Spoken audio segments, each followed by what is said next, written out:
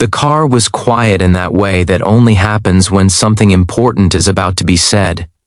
The road stretched ahead of us, glowing under the streetlights, and I could feel the moment tightening like a knot in my chest. We were almost there, almost done, almost past something that had changed us forever. Then she leaned closer, her voice barely louder than the hum of the engine, and whispered, "I don't want this ride to end."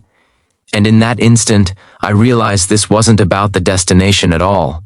Before we begin, take a quick second to support the channel. If stories about kindness and real human connection matter to you, hit subscribe, tap like, and share your thoughts in the comments.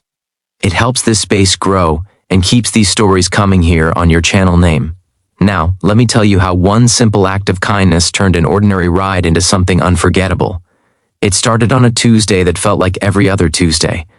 Work had drained me, the kind of tired that sinks into your bones and makes the world feel a little dull. I was driving home when my phone buzzed with a message from a local community group. A volunteer driver was needed, last minute, to help someone get to a medical appointment across town. I almost ignored it. I had plans to do nothing, and nothing felt sacred. But something nudged me. Maybe it was habit, maybe guilt, maybe kindness showing up quietly. I replied yes. I arrived at a small apartment complex just as the sun dipped low. Two sisters came out together. They moved in sync, like they'd learned long ago how to read each other without words. One supported the other with a steady arm across the shoulders. They thanked me more than necessary, the way people do when they're used to being turned away. As we pulled onto the road, the city blurred into motion. Traffic lights blinked red and green like a heartbeat. At first, no one spoke. The radio played softly, some old song about roads and leaving. I asked if the temperature was okay. They nodded. Simple kindnesses, small check-ins, the kind that don't feel heroic but matter all the same. About 10 minutes in, the sister sitting behind me asked how my day had been. It wasn't small talk. It was genuine. So I told the truth. I said I was tired. I said I'd almost said no to this ride. I said I was glad I hadn't. She smiled in the rearview mirror. "Kindness shows up like that," she said. "Right when you don't think you have anything left." The sister beside her looked out the window, watching the city pass. She was quieter. Her hands rested in her lap, fingers laced together, like she was holding on to something invisible. After a while, she asked if we could take the longer route. "Not by much," she said. "Just a few extra minutes." I hesitated. The appointment time mattered, but the longer route wouldn't risk it. So I turned, and the road opened into a stretch lined with trees and old houses.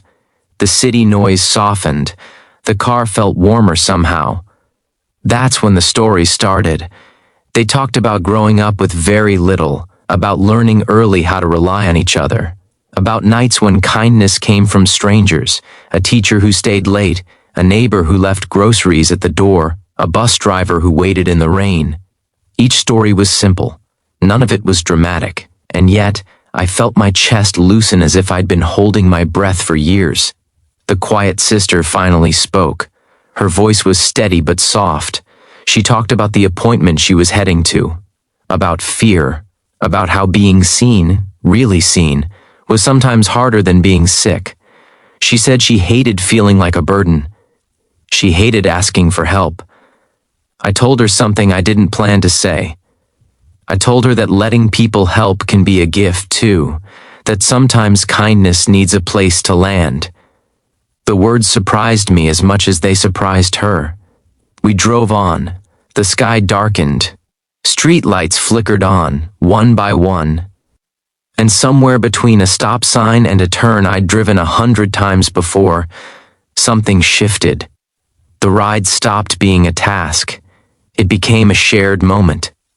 When we were almost there, the building came into view. Concrete, bright lights, the kind of place that marks time in waiting rooms and quiet prayers. The sister beside me leaned forward slightly. Her hand brushed her sister's shoulder, and then she whispered it. "I don't want this ride to end." No one spoke after that. I slowed the car more than necessary. I wished, briefly, that kindness could stretch time, that we could keep driving, keep talking, keep this bubble from popping. But we parked. The engine clicked as it cooled. I turned around and told them they weren't a burden, that their stories mattered, that this ride had changed my day in a way I didn't know I needed. They hugged me, not the polite kind, the real kind, the kind that says thank you without words. I watched them walk inside, arms linked. Then I sat there for a moment, hands on the wheel, feeling something warm settle in my chest. The tiredness was still there.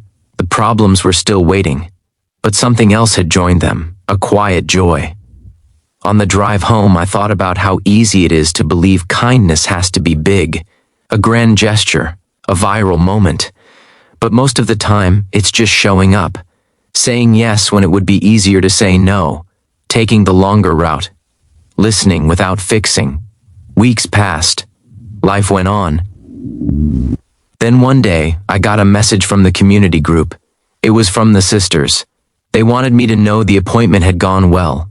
They said they still talked about that ride, about how safe they felt, about how for a little while the world had been gentle. I read the message twice, then I sat back and smiled, because kindness had come full circle. It had started as something I almost didn't give, and it returned as something I didn't know I needed. If there's one thing I learned from that night, it's this. You never know which moment will matter, which small choice will become a memory someone carries, which ride someone will wish didn't end. So if you're tired today, if you feel stretched thin, remember this. Kindness doesn't ask for perfection. It asks for presence. It asks for a hand on a shoulder, an open ear, a few extra minutes on a longer road. And sometimes, when you least expect it, kindness gives you a ride that changes everything. May we all be brave enough to say yes. May we all take the longer way when it matters. And may we create moments so full of care that someone, somewhere whispers, I don't want this to end. Because the world needs more rides like that, and more hearts willing to take them.